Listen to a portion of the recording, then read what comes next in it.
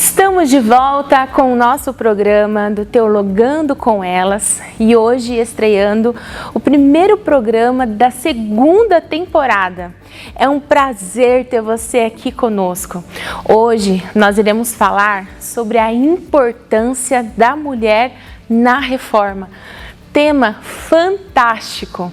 Eu quero convidar você que está aí nos assistindo a compartilhar esse link com todos os seus contatos do WhatsApp, Facebook, Instagram, para que mais pessoas possam ter acessos a esses conteúdos. Que Deus nos abençoe.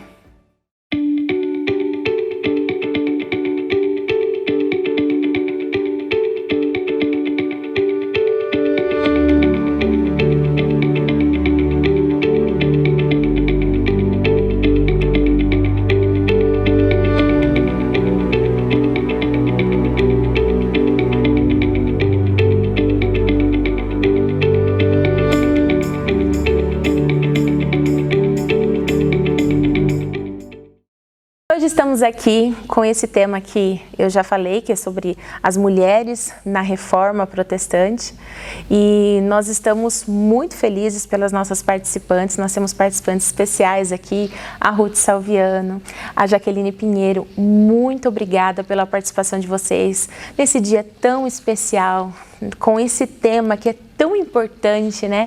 Que é sobre as mulheres na reforma protestante. Nós estamos nesse mês que nós comemoramos, né, a reforma, e o nosso coração se enche de alegria. Nós temos certeza que serão momentos ricos e cheios de aprendizado sobre nós, sobre mulheres, nesse período tão importante e significante para o cristianismo. Então eu vou começar com a Ruth Salviano, casada com o João Ubiratã Carvalho Almeida e mãe da Meirellen, Mason e Marlon. É pesquisadora e escritora, licenciada em Estudos Sociais, bacharel e mestre em Teologia, é pós-graduada em História do Cristianismo, membro da Igreja Batista do Cambuí, leciona o curso de História das Mulheres no Cristianismo. Inclusive, são um curso, né, com várias aulas, videoaulas, e eu deixo agora a palavra para você de cumprimentação a quem nos está nos assistindo neste momento. Ok. É um prazer para mim estar com vocês, estar falando nesse mês especial de Reforma Protestante, mês em que conhecemos os líderes e falamos sobre eles, mas as mulheres são mais ocultas. Por isso, a importância de um livro que trata sobre elas. E é um prazer para mim ter dividido a autoria do Reformadoras com a Jaqueline Pinheiro, e ela foi muito especial na confecção do apêndice. Esse livro traz uma novidade. Tem um apêndice com textos da época, que as próprias mulheres escreveram, cartas, panfletos, contos, poesias. Eu sempre digo que a mulher faz uma teologia diferente do homem. O homem escreve os grossos compêndios, tratados teológicos, e a mulher não. Ela se inspira, ela se emociona com a comunhão com Deus, ela escreve a poesia sobre Deus, sobre sua fé. Ela escreve uma carta admoestando uma amiga para se voltar a Cristo. Então é uma literatura diferente, a escrita pelo homem e pela mulher. E por isso que nós temos que conhecer, porque o cristianismo é formado de homens e mulheres. E se a história não contempla os feitos femininos, essa história está incompleta. Então precisamos saber o que todo mundo fez, o que todos fizeram. Ruth, você tem várias histórias publicadas, né? Vários livros, obras publicadas, né? Nós temos aqui alguns, inclusive, História das Mulheres no Cristianismo, Uma Voz Feminina na Reforma, Uma Voz Feminina Calada pela Inquisição, Vozes Femininas no Início do Protestantismo Brasileiro, Vozes Femininas no Início do Cristianismo, Vozes Femininas nos Avivamentos, Heroínas da fé, que são os devocionais. Então, são muitos conteúdos, né? Então, o prazer é imenso, nosso prazer é imenso. Muito obrigada pela sua participação hoje aqui conosco. Também nossa querida Jaqueline. A Jaqueline, ela é casada com o Felipe Pinheiro, bacharel em comunicação social, professora de inglês com certificação internacional, pós-graduada em metodologia de ensino de inglês como segundo idioma, pós-graduada em História do Cristianismo pela Faculdade Batista do Rio de Janeiro, Seminário do Sul, membro e colaboradora da Associação Linguística Evangelística Missionária e membro da Primeira Igreja Batista de Americana. Seja muito bem-vinda, Jaqueline. Muito obrigada. Igualmente, assim como a Ruth, estou bem feliz por estarmos aqui hoje falando sobre mulheres e muito especial falar sobre mulheres no mês da Reforma, podendo abordar e compartilhar sobre tantas histórias que muitos nem imaginam que existe, mulheres que nem se imaginam o quanto fizeram, o quanto contribuíram. Então é um prazer poder estar aqui compartilhando esse momento com vocês e trazendo todo esse conhecimento, o interesse das pessoas a conhecer mais sobre esse assunto. E hoje nós iremos falar sobre um lançamento de vocês, né?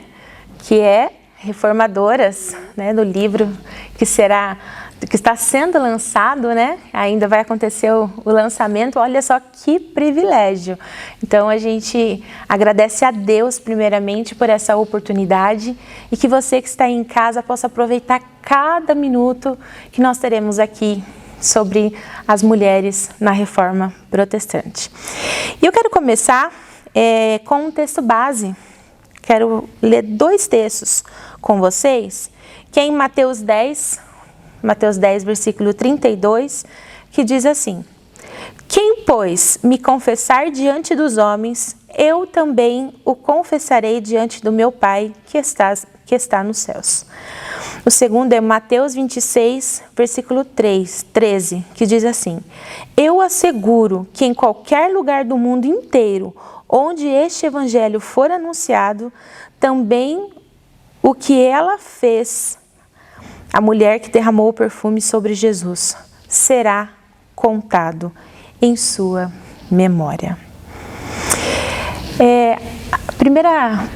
Nosso primeiro bate-papo aqui, a gente quer conversar sobre como as reformadoras, né, que nós vamos conhecer um pouquinho mais ao longo do programa, como que elas compreendiam, como que elas entenderam essa passagem, né, do livro de Mateus 10 aqui, onde eu acabei de fazer essa leitura.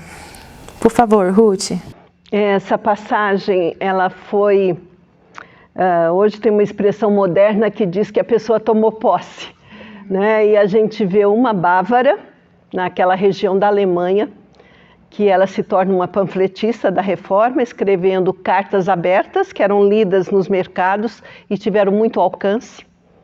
E ela cita esse texto, porque ela diz que quando Jesus está dizendo todo aquele que me confessar, ele não está dizendo todo homem que me confessar.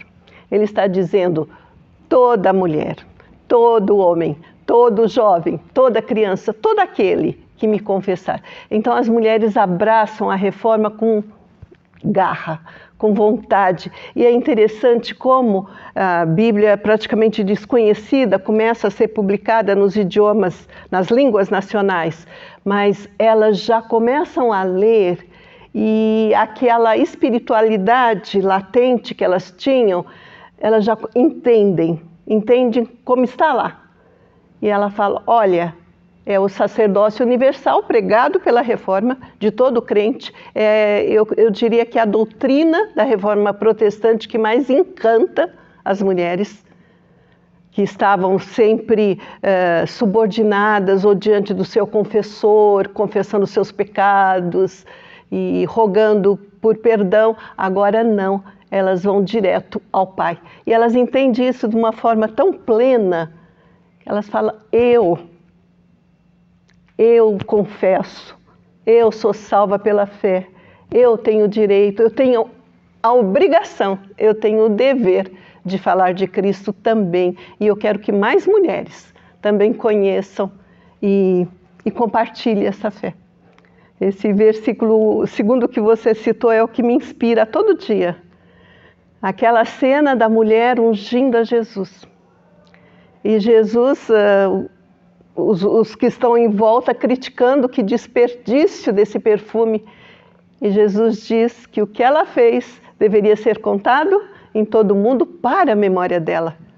Então, tem hora que eu penso assim, é um trabalho de pesquisa, é um trabalho de publicação, não é fácil, mas eu penso, Jesus disse que era para contar, e a história daquela mulher está na Bíblia. E as mulheres da Bíblia são nossas amigas, eu falo assim, nós as conhecemos, né? Mas, e depois? 2000 anos de história. O que fizeram as mulheres? Cruzaram os braços? Não, elas continuaram. E na Reforma, principalmente porque vem depois de uma Idade Média, em que a palavra de Deus é mais escondida de todo o povo, praticamente, e ainda mais das mulheres. E aí elas descobrem essa salvação pela fé, essa graça de Deus, a Bíblia, a palavra de Deus, né? Essa Árgula que eu citei, que é a panfletista, a best-seller da Reforma, ela foi chamada, ela foi considerada a Bíblia ambulante da Alemanha. De tanto que ela lia a Bíblia, de tanto que ela tinha os versículos na cabeça. Quando ela escreve a carta protestando ao reitor da universidade, que expulsa um professor porque começa a divulgar as doutrinas de Lutero, ela escreve brava, revoltada, ela cita 80 passagens da Bíblia. Então, às vezes a gente pensa, imagina, a mulher não sabia, não entendia, mas ela leu a Bíblia, que é o que basta. Tá bom, ela leu o principal, ela leu a Bíblia, ela entendeu e ela aplicou e ela usou na defesa da fé dela. Então, são mulheres ousadas, foram mulheres desprendidas da própria vida pela fé. Elas deixavam tudo pela fé delas. E é muito interessante ler essas histórias. E essas histórias precisam ser contadas. Elas precisam ser contadas, né? Quem está nos assistindo precisa entender, né? Porque a gente ouve muito falar sobre Lutero, né? Do ato de Lutero, né? A gente ouve todo ano, nós comemoramos esse ato, mas há histórias por trás, né? É aquela coisa, né? Por trás de um grande homem, existe uma grande mulher. Então, por trás de um reformador, existe uma reformadora, né? Também, que está ali. E essas histórias precisam ser contadas, não podem ser esquecidas. Assim como as mulheres da Bíblia, né? Nós não podemos usá-las apenas como pauta das nossas pregações, mas devemos usar como pauta para a vida, para se levantar, para pregar, para dizer o que Jesus fez por nós. Eu falo que Jesus ele foi o primeiro defensor das mulheres. Foi o que se levantou. Depois da defesa de Jesus pelas mulheres, tudo mudou. Jaqueline, pode também comentar a sua visão, sua perspectiva sobre como essas mulheres elas se posicionaram através dessa passagem que nós também acabamos de ler. Bom, já que você mencionou as esposas, né, de reformadores, assim também, foi uma revolução, vamos dizer assim, para a vida delas. Porque até então, como a Ruth comentou, não se lia a Bíblia, não se tinha a Bíblia na língua do povo, e mesmo quem vivia nos conventos, mesmo os monges, era algo muito, vou usar a palavra, era muito manipulado o que se estudava. Então não se tinha um incentivo a uma compreensão verdadeira da palavra de Deus. E com a reforma, né, passou-se a ter essa curiosidade, esse incentivo, e foi onde não tem como você ler a palavra de Deus e não ser transformado. É impossível você ler a palavra do Senhor e não ser transformado, e foi isso que começou a acontecer. Então, mulheres como a esposa de Lutero, Catarina von Bora, que é uma ex-freira, que é impactada ali, né? Eu não quero mais essa vida para mim, quero viver uma vida nova. É uma história linda que a gente não vai contar toda para que vocês possam ler no nosso livro, né? Mas enfatizando, né, o que você perguntou, essas mulheres deram todo o apoio para esses homens. No caso de Catarina, se não fosse por ela, talvez... Estou até mudando as esposas. Ó, talvez o Lutero não teria conseguido ter todo o âmbito. Porque hoje, quando a gente fala sobre dona de casa, por mais que sim um trabalho árduo ser uma dona de casa, muitas responsabilidades, mas naquela época ia muito além disso. Além dos afazeres domésticos, elas eram responsáveis por toda a administração. Então, elas... No caso de Catarina, ela plantava, ela colhia, cuidava de animais, ela produzia cerveja, ela administrava a casa. E a casa que eles moravam, só no primeiro andar, tinham 40 quartos. Então, eles tiveram 6 filhos, acolheram órfãos, os próprios alunos de Lutero moravam ali, refugiados, pessoas fugindo, né, da perseguição, fugindo de praga, de pestes, acabavam vindo morar com eles ali. Então, imagina o trabalho. E era tudo por conta de Catarina. Então, ela era uma excelente administradora, muito sábia. E o Lutero até a chama de estrela da manhã de Wittenberg, porque ela acordava às 4 horas da manhã para poder dar conta de tudo isso. E ainda não se limitando só a isso. Ela ainda era incentivada por Lutero a ter seus devocionais, seus momentos devocionais, a memorizar trechos bíblicos, os quais ela usava sobre ele quando ele tinha seus momentos de depressão, seus momentos, né, de desânimo, porque muitas vezes ele voltava para casa apedrejado, muitas vezes ele vinha para casa depois de tempos difíceis, e ali estava a Catarina, firme, forte. Então, a reforma trouxe isso para a mulher. O próprio Lutero também menciona sobre ela que em 1 ano de casamento, ele fora muito mais santificado do que 10 anos que ele esteve no monastério.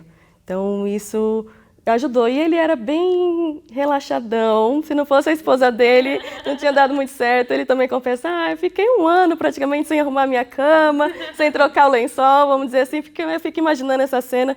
Naquela época, o clima, como que não devia ser essa cama do Lutero. E Catarina, muito boa administradora das finanças, e ela não escreveu coisas como a Árgula, como outras mulheres, mas ela deu todo esse suporte e ela era sábia. Se eu puder compartilhar rapidinho só um trechinho sobre ela, né? Num desses momentos aí de Lutero, onde ele estava deprimido, desanimado com as dificuldades desse mundo, se trancou lá no seu quarto por dia, sem comer, sem beber, triste. Então Catarina fez o quê? Foi lá, se vestiu de preto, colocou uma roupa de luto à época e entrou no quarto. Lutero olhou assustado, quem morreu? Aí ela falou assim, Deus morreu. E ele ficou indignado com ela, como assim Deus morreu? Você sabe que Deus não morre? E ela falou assim, então por que você está assim tão desanimado? Por que está com essa tamanha desesperança se você acredita e confia em todo o poder de Deus? E ali ele entendeu o recado, recobrou o ânimo e foi. Então, ao invés dela ir lá, por que você está fazendo aqui? Por que você não vai? Você não crê em Deus? Deus não te chamou? Ela usou de uma estratégia, conhecendo o seu esposo, uma estratégia que iria impactá-lo. Então, é muito bonito ver como que uma mulher ao lado do seu esposo, onde ambos têm o interesse de servir a Deus, como que só tem bons frutos a colher. Com certeza, né? E a gente vê que isso ainda faz parte. A própria Bíblia fala, né? Melhor 2 do que 1. Então, se a Bíblia falou, ela sabe o que ela tá dizendo, né? É a própria palavra de Deus. E qual que é o papel, né, Jaqueline, já continuando conversando com você aqui, qual que é o papel das mulheres na reforma e como os reformadores enxergavam as mulheres nessa reforma, né? Como que eles enxergavam o papel, esse papel tão, né, imponente vindo de uma mulher? Bom, então, né, até a continuação disso mesmo, que já mencionei um pouco. No geral, conhecer, né, a palavra de Deus trouxe um pouco mais de liberdade para a mulher. Os reformadores, no geral, davam o valor à mulher ali agora nesse âmbito mais de casa, no âmbito de que ela também tivesse esse interesse e contato com a palavra de Deus, Mas ainda assim, vamos dizer que a cultura desse mundo ainda imperava um pouco sobre eles e também as interpretações bíblicas, né? Principalmente Lutero. Ele, mesmo rasgando elogios para Catarina nos seus muitos escritos, tem momentos que ele... Eu vou até ler um trechinho daqui do que ele falou sobre ela, que você fica, poxa, meio... Como assim você se atreve a falar assim da sua esposa? Ele pega e fala para ela... Primeiro ele fala que não trocaria a Kate por nada. Ele chamava ela carinhosamente de Kate. Mas aí depois... Aí é mais para frente aqui. Ele pega e fala: quando notardes que o burro, por estar exageradamente alimentado, fica muito à vontade, quero dizer que a mulher, por vossa indulgente condescendência, se torna caprichosa, obstinada, pensai que devemos obediência a Deus mais do que a mulher. Então ele deixava até um ponto, mas ele achava que a mulher tinha que total submissão a eles de uma forma que a gente vê que não é tão o que a Bíblia realmente quer dizer sobre isso, né? Já Calvino, ele já conseguia enxergar que essa coisa da submissão, claro, dentro do padrão bíblico, ela é real e nós acreditamos nisso, temos isso no nosso lema de vida, mas dessa outra forma tão preconceituosa, ele já achava que isso era algo mais humano mesmo. Então Calvino foi um pouco mais gentil nesse aspecto, mas o Lutero já era um pouco mais conservador, vamos dizer, quanto a isso, né? Aí a Ruth pode complementar um pouco melhor também. O que aconteceu com Calvino é que ele desfrutou da proteção das mulheres, das nobres francesas. Quando ele fugiu da perseguição em Paris, ele se abriga no reino de Navarra e Margarida era irmã do rei da França, Francisco I.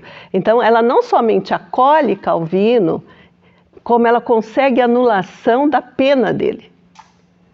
Então, às vezes eu fico pensando, tira as mulheres da reforma, tira uma Margarida de Navarra, que ela libertou vários da prisão, ela acolheu vários reformadores e outras que nós citamos aqui. Seria mais dura, aconteceria a reforma, a gente lembra do texto de Esther, né? Deus, se você não quiser, você foi chamada para este tempo, Deus vai providenciar outra forma, mas seria, com certeza, a reforma seria mais difícil sem essa atuação das mulheres. E uma dessas que trabalha diretamente com Calvino, a Maria Dentieri, é interessante, gente, porque as coisas demoram muito a acontecer. Ela escreve uma carta de 17 páginas que hoje é considerado um tratado teológico. Maria Dentieri é considerada uma teóloga e ela tem o nome dela gravado no muro dos reformadores em Genebra, junto com as estátuas de Zwinglio, de Calvino, né, de Fario, de Beza. Mas a gente percebe que isso demora para acontecer. Na época, ela é até criticada pelos próprios protestantes por escrever e por ousar. E ela diz para as mulheres, não enterre seu talento.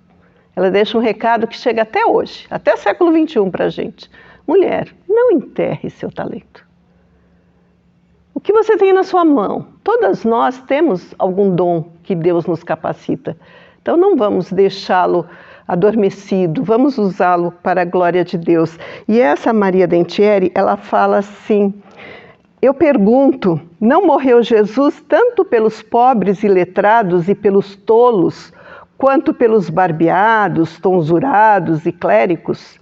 Será que ele disse somente, vá pregar meu evangelho aos senhores sábios e grandes doutores? Ele não disse a todos? Aí entra sacerdócio universal de todos os crentes, né? Ele não disse a todos. Nós temos 2 evangelhos, um para homens e outro para mulheres, um para os eruditos e outro para o povo.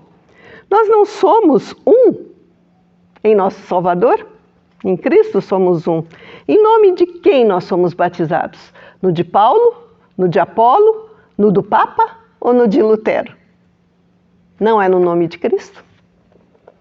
Então elas são mulheres assim que elas enxergam.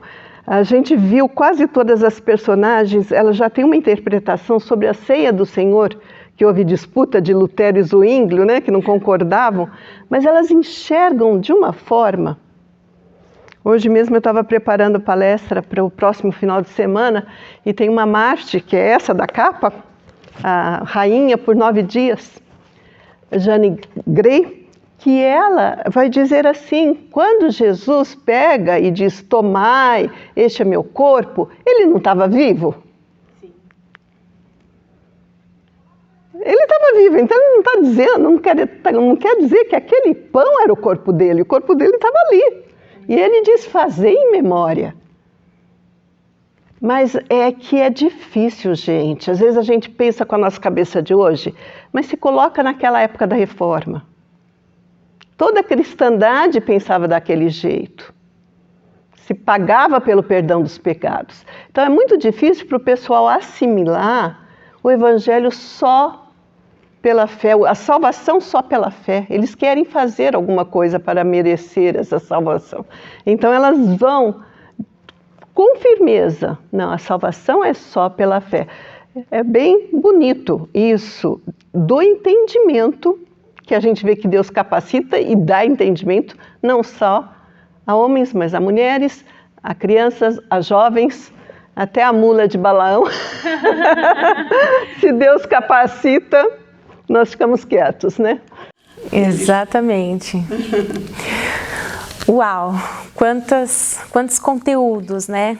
Que maravilha de aprendizado, de tudo aquilo que a gente está ouvindo aqui. Que história linda, histórias lindas, né? Ainda iremos falar de mais algumas, mas já fiquei imaginando até uma série sendo montada em cima dessas histórias, né? Isso realmente precisa ser contado. Como é lindo, como linda a história da mulher na Reforma, né, protestante. Nós estamos encerrando o primeiro bloco, mas não saia daí. Daqui a pouco nós voltamos com o segundo bloco e ele está simplesmente imperdível, com mais mulheres na Reforma protestante para mim e para você.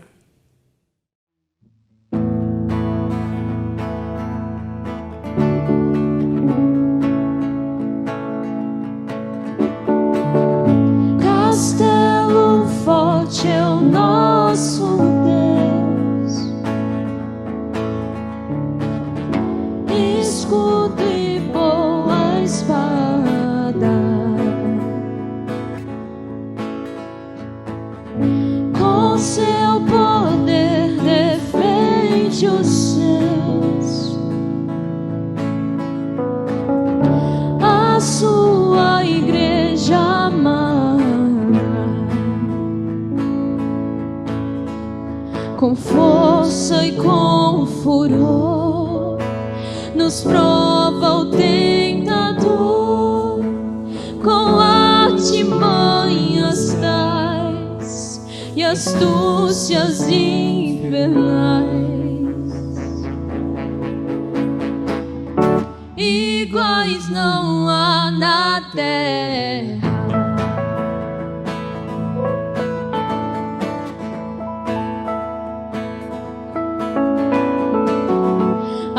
Nossa força nada faz.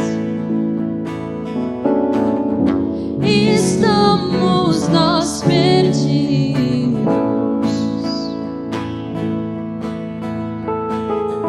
mas nosso Deus socorro traz, e somos protegidos. Defende-nos, Jesus, o que venceu na cruz, Senhor dos altos céus, que sendo o próprio Deus, triunfa na batalha.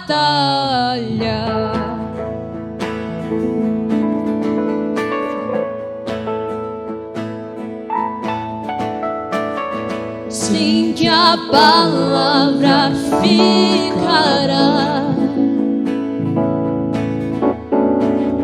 Sabemos com certeza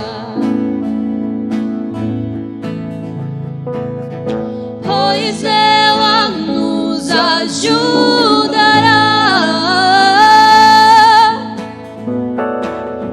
com armas de defesa.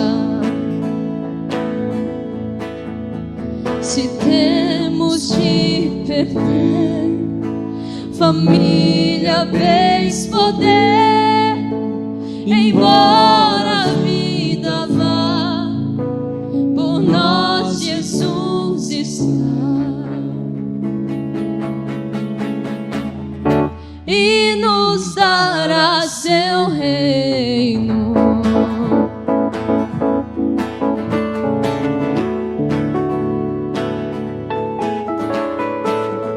Castelo forte é o nosso Deus.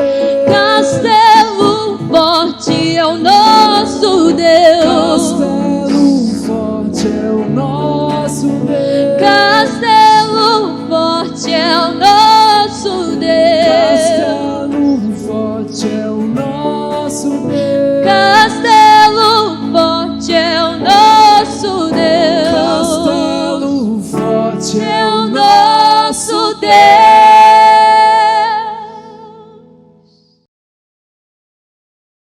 Estamos de volta com o segundo bloco e hoje nós estamos falando sobre mulheres na Reforma Protestante e já tivemos aqui momentos muito bons, de muito aprendizado, de muito conteúdo bom, de muitas histórias e histórias emocionantes, inclusive, que já estão tocando, né, o nosso coração. Como é gostoso, eu amo falar de mulheres e eu tenho certeza que vocês também. Nós estamos aqui, né, com a Jaqueline, com a Ruth, e nós vamos falar agora um pouquinho sobre João Calvino, né? No período da Reforma na França, haviam mulheres exercendo, né, essa liderança nacional. E como que o reformador, né, João Calvino, como que ele se relacionava com essas mulheres que estavam ali na frente? Vamos ver. Pois é. Calvino, a época do, vamos dizer assim, do ministério dele, quem governava a França era Francisco I. E as institutas, quem já pegou as institutas na mão, vê que Calvino dedica as institutas a Francisco I, o rei dele, o rei da França. E com certeza ele gostaria de ter sido um reformador na França, como Lutero foi na Alemanha. Mas ele não teve a proteção que Lutero teve. Talvez o temperamento do Lutero também ajudou muito ele ser o pioneiro aí na Reforma. Mas o que acontece? A irmã desse Francisco I era Margarida de Navarra, que já tinha abraçado a Reforma. Ela já tinha adotado. Ela era uma mulher muito temente a Deus, mesmo vivendo numa corte moral daquela época. Ela fazia tempestade dos pecados dela, ela corria para Deus, ela se confessava e ela perseguia a pureza. O versículo preferido dela é o Salmo 51:10. Cria em mim, ó Deus, um coração puro, renova dentro de mim um espírito inabalável. E essa Margarida, ela está ali como irmã do rei, com autoridade de princesa da França. E o que ela faz? Quando ela sabe da fuga de Calvino, por conta de um sermão que foi pregado, não foi por ele, mas disseram, tem o dedo do Calvino e ele tem que fugir. E ela consegue, ela dá o refúgio, né, no palácio dela, no reino dela, e depois ela consegue a anulação da pena. E nesse contexto todo, o Francisco I, ele herda esse trono da França porque as mulheres não podiam subir ao trono. Ele era genro do Luís XII, e o Luís XII, vocês lembram, né, que tem Luís XIV, Luís XV, aquele monte de rei Luís, né? Era o Luís XII que não deixa herdeiros, mas ele tem duas filhas. A caçula é casada com Francisco, que era primo dele. Então, aqueles conchavos de casamento, de política, ele acaba casando com a filha do rei E quando o rei morre, ele se torna o rei da França. E aí a Margarida era muito ligada a esse irmão. Eles eram assim uma amizade linda de se ver. Então ela consegue, ela vai falando, vai pedindo, tenha tolerância com os protestantes, está muita perseguição, isso machucava o coração dela. Ela almejava uma religião de amor, ela não gostava de debates, né? Ela queria acolher os necessitados, os refugiados. Então o que ela faz? Ela vai conseguindo refugiar eruditos, reformadores. Ela abriga, ela é chamada de mãe da renascença, ela é chamada daquela galinha que abriga os filhotes. Fala assim, puxa, você foi a salvação por um período que o Francisco I governa, ela é a salvação dos protestantes, porque ela está ali, até quando ele se volta, porque ele oscila muito. Se a política dele é mais necessária, ele está de bem com a Alemanha, ele protege os protestantes. Se não, ele não protege.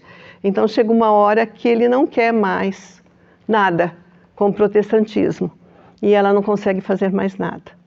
Mas aí ela deixa uma filha, Joana de Navarra, e a prima, que é a filha do rei, Renata de Ferrara, que vai para a Itália. Ela casa com um duque, ali a gente diz, bem no centro, né, de toda a igreja romana. Ela casa simplesmente com o filho da Lucrécia Borgia. E ela o marido está prendendo os protestantes, os huguenotes, que são os calvinistas presbiterianos, que eram chamados lá. Está enchendo os calabouços e ela está indo visitar. E ela está tentando mudar a cabeça do marido, mas não consegue. Quase que ela é pega pela Inquisição. A Inquisição em Ferrara é dura. Então essa mulher, ela fala, eu não quero renegar minha fé de jeito nenhum, mas ela é pressionada a tal ponto que ela diz, não, tudo bem. Aí o marido morre. Quando o marido morre, ela fala, poxa, agora eu posso ser protestante.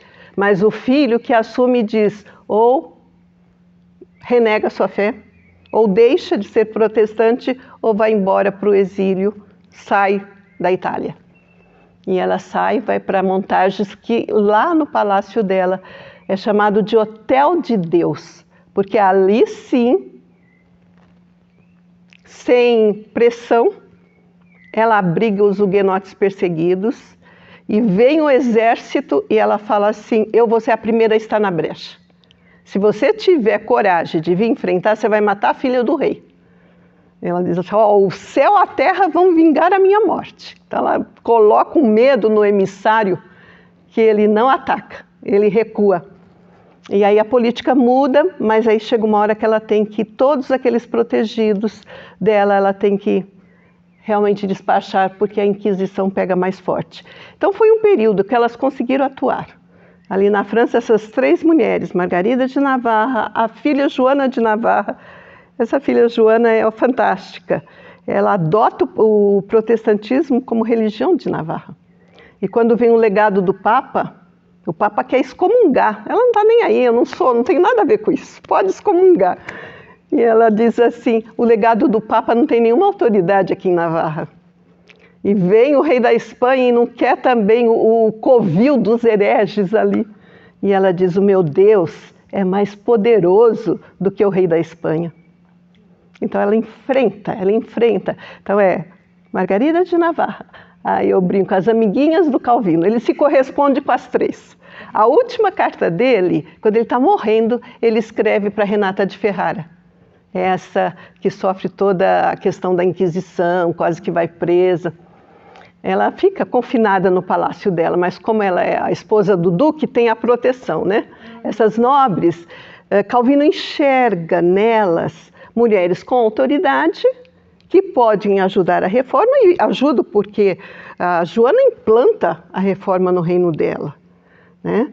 Então ele enxerga isso nessas governantes. Enquanto Knox, na Escócia, está falando esse governo de mulheres é uma aberração, não devia ser permitido, isso é contra a natureza, isso é contra Deus, o Calvino está enxergando que elas estão ajudando a reforma e ele foi beneficiado.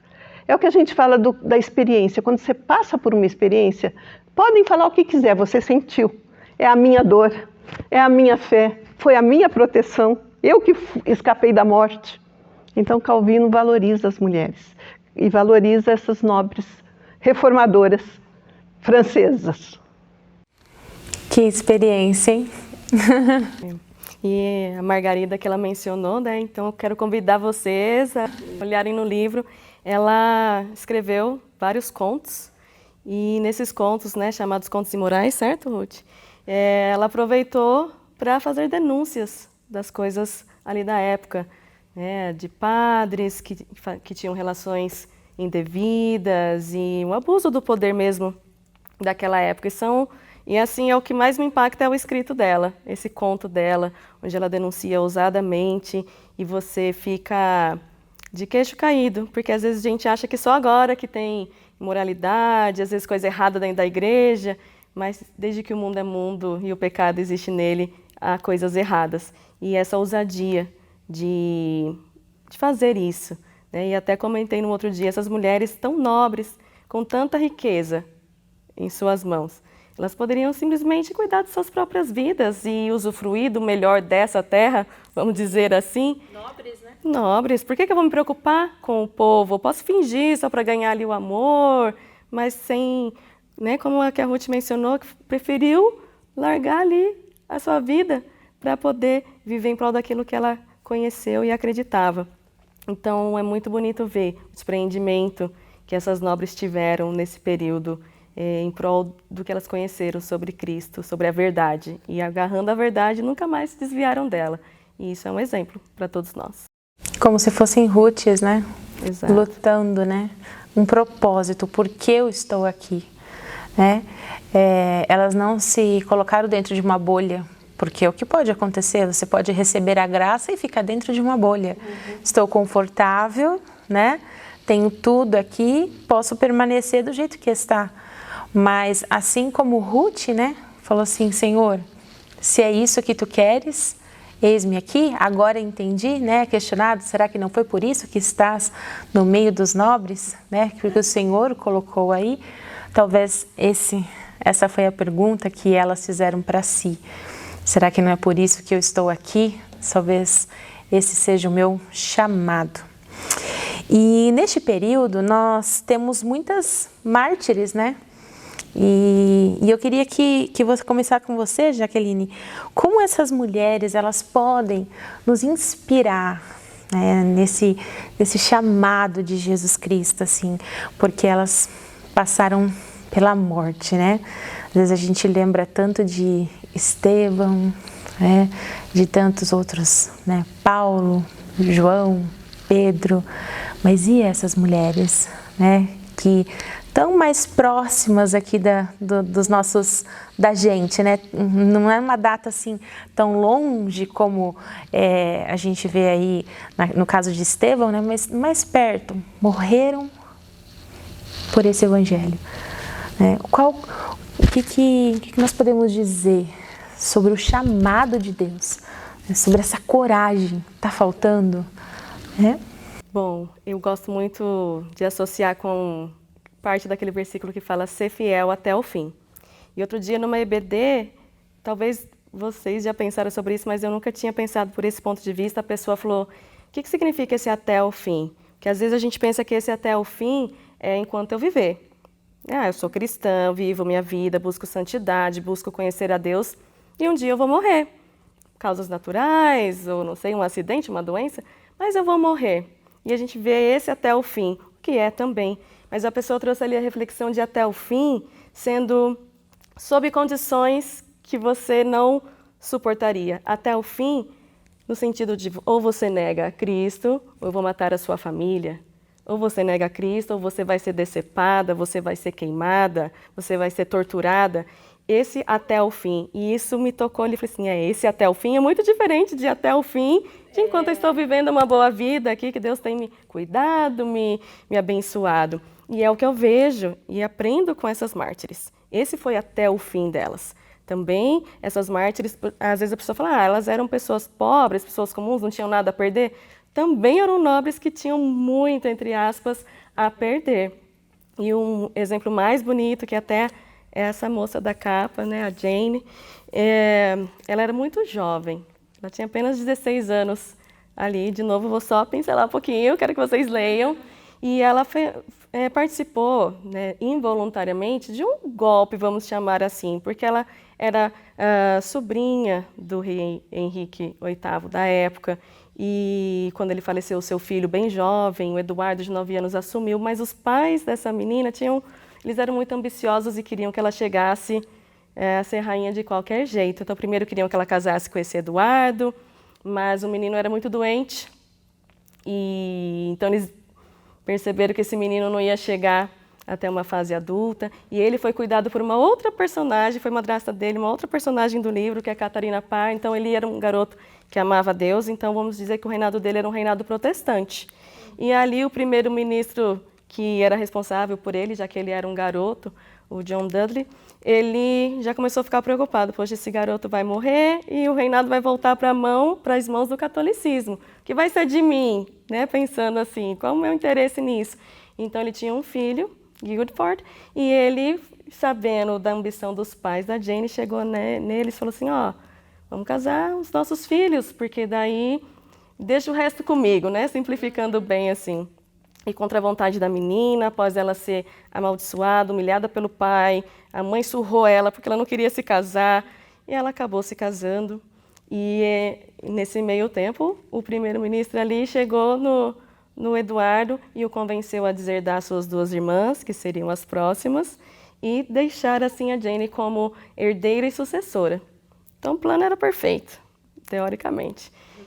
Mas tudo sem a Jane saber. Então esse menino falece, e aí, de repente, ela se vê num ambiente onde todo mundo está ali aguardando por ela, porque ela foi proclamada rainha. Ela hesita muito, porque ela não quer. Na cabeça dela, ela sabe que o direito seria de sua prima, seria de Maria. E ela não aceita, ela até desmaia ali, ninguém ajuda ela, nem nada. E depois, né, eles falam, não, é legítimo, está no documento, você tem que aceitar.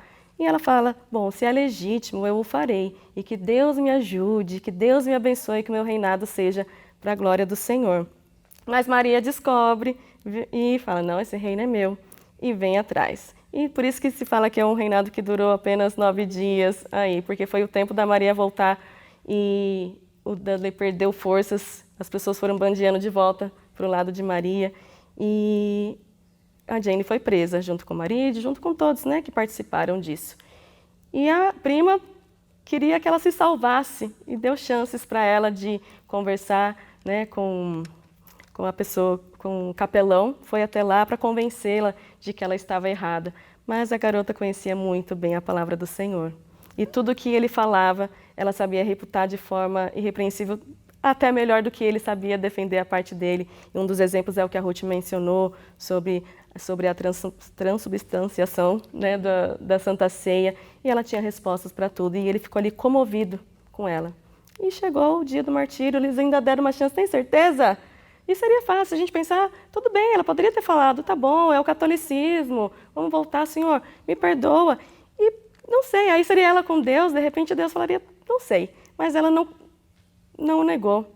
Ela seguiu seus princípios, a verdade que entrou no coração dela, e o seu martírio foi muito emocionante. Ela foi fiel até o fim.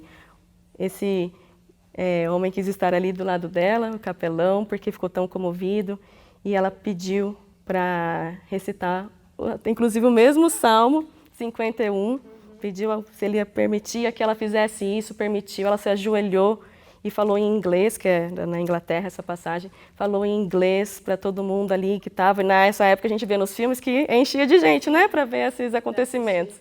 E então ela falou ali, e ele repetiu no latim, e todo mundo ficou muito comovido, que até mesmo o carrasco pediu perdão para ela, por ter que vendar os seus olhos, amarrar suas mãos.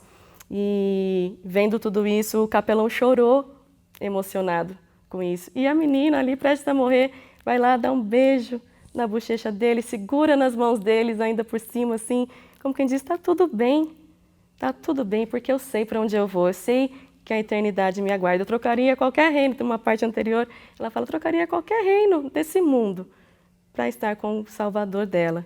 E ali, tentando encontrar onde colocar o pescoço, ela não conseguia achar porque estava com os olhos vendados, ninguém ajudava, depois ela ficava, cadê, onde está, onde eu ponho a minha cabeça? Já com a voz bem fraca, até que o chefe dos prisioneiros vai lá, ajuda, e ela é ali decepada na frente de todos. Então esse, né, voltando na sua pergunta, a história para poder resumir isso. O ser fiel até o fim é independente das circunstâncias.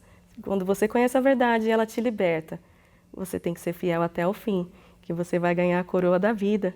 E não tem nada melhor do que o anseio pela eternidade. Cristão que não anseia pela eternidade, que troca a sua eternidade por coisas banais, é porque ele não entendeu o que é servir a Deus e o que lindo e quão maior é o que nos aguarda quando estivermos com Cristo, seja até o fim por velhice, seja até o fim por uma fatalidade, ou seja até o fim porque alguém realmente me tirou a vida por causa desse evangelho.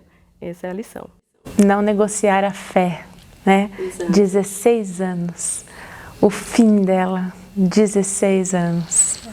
Não é? Sabia para onde estava indo. Essa é a convicção. Essa convicção é que, de fato, deu forças a ela e a tantas outras. E tem que ser a nossa também, não é? Ruth? Sim. Eu fico pensando, Liz, se nós mulheres hoje tivéssemos metade, 1/4 da coragem, da fé, do conhecimento bíblico dessas mulheres, de uma reforma que está iniciando, que está colocando suas doutrinas, se nós tivéssemos um pouquinho, com certeza nossas igrejas, o mundo, o Brasil seria outro. Se todos nós, homens, mulheres, tivéssemos essa ousadia de defender a fé. Elas defenderam citando a Bíblia, debatendo, elas defenderam protegendo aqueles líderes que eram perseguidos, elas defenderam sendo torturadas. Tem uma que depois vocês vão ver, o livro tem 12 personagens, que ela é torturada, colocada no balcão do estiramento, todos os membros puxados, uma dor enorme, e ela não renega a fé. Então, de várias maneiras, elas estão ali interessadas em defender a fé, não é a posição delas, não é nenhum cargo, é simplesmente pelo amor a Cristo, a palavra de Deus. E elas lutam muito para que as mulheres tenham esse conhecimento, que elas tiveram. As mulheres também precisam conhecer a Bíblia, as mulheres também precisam entender que o ide de Jesus é para elas também. As mulheres também têm de falar de Cristo. Então essa é a mensagem das reformadoras. Existiram sim, as mulheres fizeram diferença sim. Tira as mulheres, a gente não sabe, porque a gente não sabe nem a história delas praticamente. Sim. Mas se tirar a história delas, com certeza o futuro seria diferente. E tem frutos que todos nós que vivemos hoje continuamos fazendo essa história. Cada dia nós estamos escrevendo essa história do cristianismo. Tem frutos que só a eternidade vai aquilatar. Tem perdas para o reino de Deus com o silêncio das mulheres, com o silêncio dos homens, com a covardia, com a nossa covardia, com o nosso politicamente correto, com o nosso medo. Tudo isso só vai ser aquilatado na eternidade. Então nós precisamos dessa intrepidez, dessa coragem, desse desapego ao mundo, dessa vontade mesmo de ser cristão com C maiúsculo, discípulo de Cristo em todos os sentidos, pacote completo. É isso que precisamos hoje. Com certeza. Eu fico até sem palavras, né, diante de tantas coisas, de tantas histórias emocionantes que nós ouvimos aqui, e quão real, né, isso tem sido. Eu acho que talvez as mulheres, por um momento, elas estão se esquecendo dessa missão, né? Elas estão voltando a ser apenas um enfeite ao lado do homem. E Jesus, ele deixou mais que comprovado que nós não somos enfeite, mas nós fazemos parte da missão, né? fazemos parte, temos parte nesse sacerdócio, né? De se levantar, de fazer aquilo que o Senhor nos criou para fazer. Fazemos parte disso. Talvez Lutero não tivesse se levantado daquela cama se não fosse, né, a sua esposa. E enfim, eu quero pedir, né, para Ruth, para Jaqueline, para vocês deixarem uma mensagem para quem está nos assistindo neste momento. Fale, né, dê uma palavra de engajamento a essas mulheres, que você que está em casa possa se lembrar que Deus ele nos entregou uma missão. E assim como essas histórias lindas que marcaram a reforma e que fizeram a diferença na reforma, que eu e você possamos também fazer a nossa parte. Por favor. Bom, talvez o que nós mais precisamos, mulheres e homens, é não nos amoldarmos aos padrões desse mundo. Não deixar o secularismo entrar na igreja. Só assim a gente consegue viver uma vida cristã de verdade, uma vida cristã que agrada ao Senhor. Não perca a sua oportunidade de falar de Cristo, de ser a Bíblia ambulante. Não seja alguém que no seu trabalho as pessoas tenham que adivinhar que você é cristão. Não tenha medo de ser rejeitada, de não fazer parte de grupinhos porque você é cristã. Não diga para ser aquela pessoa fechada, antipática. Nós somos seres humanos normais, que vivemos e fazemos coisas normais como todo mundo, mas a nossa integridade, nossos valores são diferentes. Eles têm que repercutir, eles têm que espelhar. Nós somos os embaixadores, e o que a gente faz com o embaixador? Representa o Senhor de uma terra, no caso, da terra celestial. Nós somos os embaixadores de Cristo, então eu tenho que agir como Ele, eu tenho que fazer o que Ele faria. Então não percam as suas oportunidades, não queiram somente templos cheios, fazendo eventos que são, vou até inventar a palavra, vendíveis, porque você quer atrair número, mas fale a verdade. Aproveite toda a oportunidade, porque o mundo já tem muita coisa diferente. Então, abrace o cristianismo com todo o seu coração, entenda o que o Senhor te chamou para fazer. Pode ser uma dona de casa, pode ser uma médica, pode ser uma pregadora, uma escritora, um escritor, um pregador, mas faça, tendo a consciência do que Deus te chamou para fazer, porque você vai dar conta, e a eternidade é real, e você que escolhe. Você quer passar ela ao lado de Cristo, ou você quer passar ela sofrendo o resto dessa eternidade? É isso mesmo.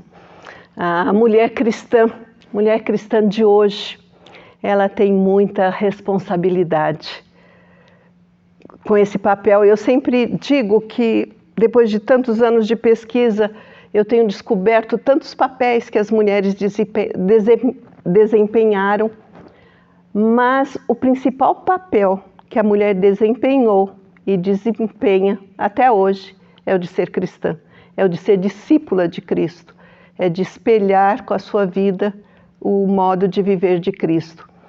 E eu quero deixar como minha mensagem a mensagem delas. A mensagem de mulheres do século XVI. Uma mensagem de uma Maria Dentieri que dizia para as mulheres: não enterre seu talento. Não enterre seu talento. Você pode ser, porque a mulher acumula tanto papel. Nós falamos aí num livro de 12 personagens que elas foram rainhas, princesas, esposas de reformadores, escritoras, musicistas, compuseram músicas, salmos, tradutoras, tanta coisa. Você pode ser mãe, tia, avó, filha, dona de casa, professora, enfermeira, comerciante, babá, o que você for.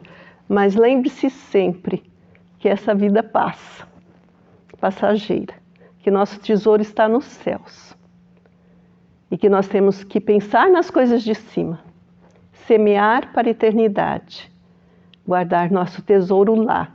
Então vamos trabalhar nesse reino, vamos trabalhar com amor, sem vergonha. O que está me incomodando muito hoje é que você não pode abrir a boca. Eu fico vendo essas mulheres iam para a morte.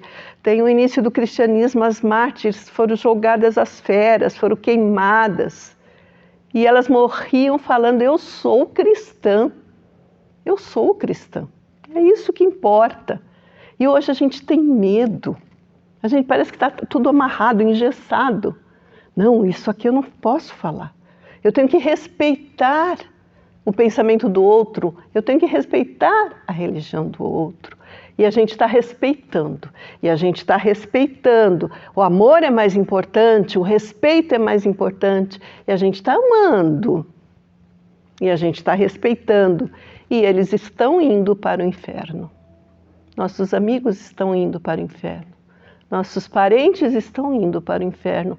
Porque nós não temos a ousadia de dizer, não é toda religião que leva a Deus. Cristo é o único caminho, verdade e vida. Nós temos que ter essa ousadia, como elas tiveram, as mulheres da Reforma. Ou seja, um avivamento, né? Um avivamento precisamos. Precisamos urgentemente, porque isso está se agravando no mundo inteiro, né? Esse engessamento está acontecendo com homens e com mulheres. E nós precisamos, de fato, desse avivamento para falarmos a verdade sem medo, né? E entendermos que talvez esse seja o nosso... Talvez não, esse é o nosso propósito. Nós queremos deixar algumas literaturas para você que está em casa. Nós sempre utilizamos de algumas para montar todo o conteúdo do nosso programa. Eu quero indicar para você o nosso novo Clarim, que já foi, né, publicado, que nós já temos ali à venda disponível no nosso site promessistas.org. Você pode entrar lá e já garantir o seu Clarim com o tema Milagres. Inclusive, nós temos um artigo especial da Ruth, então não fique sem o seu. Presenteie uma amiga, enfim, garanta já essa literatura que está maravilhosa.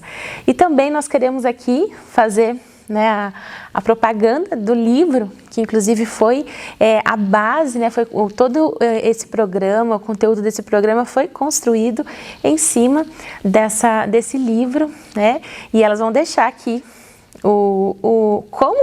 como você faz para adquirir o livro, e também nós vamos disponibilizar o link. Por favor, Ruth, Jaqueline, podem falar sobre o livro e já deixar aí a ferramenta para quem está nos assistindo poder adquirir o seu. Esse livro Reformadoras, ele foi escrito em parceria, eu e Jaqueline, e foi editado em parceria também. A editora God Books e a editora Thomas Nelson Brasil. Duas editoras se uniram, é o segundo livro dessa parceria, e o site de qualquer dessas editoras vocês vão encontrar, mas a gente vai deixar sim o link para você adquirir o Reformadoras. E lá você vai poder encontrar essas 12 histórias, um pequeno panorama da época, para conhecer, entender, se inspirar. E como a Ruth mencionou mais no início do programa, aqui ó, esse finalzinho dele são várias páginas só de apêndice, que foi onde a gente se encontrou, né? Vários textos traduzidos do inglês para o português, textos escritos por essas mulheres, traduções dos seus contos, das suas defesas, de coisas, de cartas que elas escreveram. Então é muito bom. Então adquira o seu e você vai crescer muito aprendendo com essas mulheres. Muito obrigada, Ruth, muito obrigada, Jaqueline. Que Deus abençoe grandemente a vida de vocês. Foram momentos incríveis, né? Onde a gente aprendeu um pouquinho, né, desse mundo de reformadoras, né, das mulheres na reforma. E foi fantástico, foi maravilhoso. Tenho certeza que quem está em casa foi muito edificado, deu um gostinho de eu quero ler, eu quero saber mais, porque a gente se identifica. Às vezes a gente acha que está muito distante, mas não está, né? Como a Ruth disse aqui no começo, mulheres, né? Nós temos esse perfil, Deus nos criou dessa forma. Então aquilo que sentimos, os medos que temos e as coragens também, todas tiveram. Então por que eu e você não ter? não é? Deus, Ele nos deu essa capacidade. Ou então, não enterre o seu talento. Então, eu quero agradecer imensamente pela vida de vocês, por vocês terem aceitado estar aqui conosco. Que Deus continue usando vocês através dos livros. Enfim, que esse engajamento continue refletindo, né? Refletiu na minha vida, refletiu, com certeza está refletindo na vida de muitas outras mulheres. Quero agradecer você que está nos assistindo neste momento. Muito obrigada pela sua participação. Compartilha esse link com mais pessoas, com suas amigas. Esse link, esse vídeo, ele fica gravado no nosso canal do YouTube. Então, por favor, compartilhe com mais pessoas, assista mais vezes, curta a nossa página, curta esse vídeo, comente o que você achou. Nós temos plena certeza que tudo isso vai continuar te edificando, te ajudando nos desafios que a vida nos apresenta, né? E nós temos aqui a capacidade em Deus de suportar até o fim. Eu quero pedir para Ruth, ore conosco, ore com quem está em casa neste momento. Meu Pai querido, é tão bom sermos discípulas de Cristo, discípulos de Cristo. Ó Pai, muito obrigada por essa salvação maravilhosa que te custou o preço de entregar teu próprio Filho e custou o sangue do nosso Salvador. Nós te agradecemos, Pai, porque nós não merecemos, mas entendemos que é só pela fé, por tua graça. E nós somos felizes, meu Pai, como tuas filhas, que não importa o tempo que passarmos aqui na terra, nós temos uma eternidade garantida nos céus. Os nossos nomes estão inscritos no livro da vida e por isso nós te agradecemos. E eu te peço, Pai, o Senhor que conhece cada coração de cada ouvinte nesse momento, o Senhor que sabe cada problema que enfrentam, cada situação em cada lar, derrama tua graça. Senhor, cuida de cada coração ferido, cuida de cada coração indeciso, inseguro, triste, aflito, ansioso. Que não nos preocupemos, Senhor, que não nos estejamos aflitos, porque a tua misericórdia dura para sempre e o Senhor está conosco todos os dias até a consumação dos séculos. Nós oramos em nome de Jesus. Amém.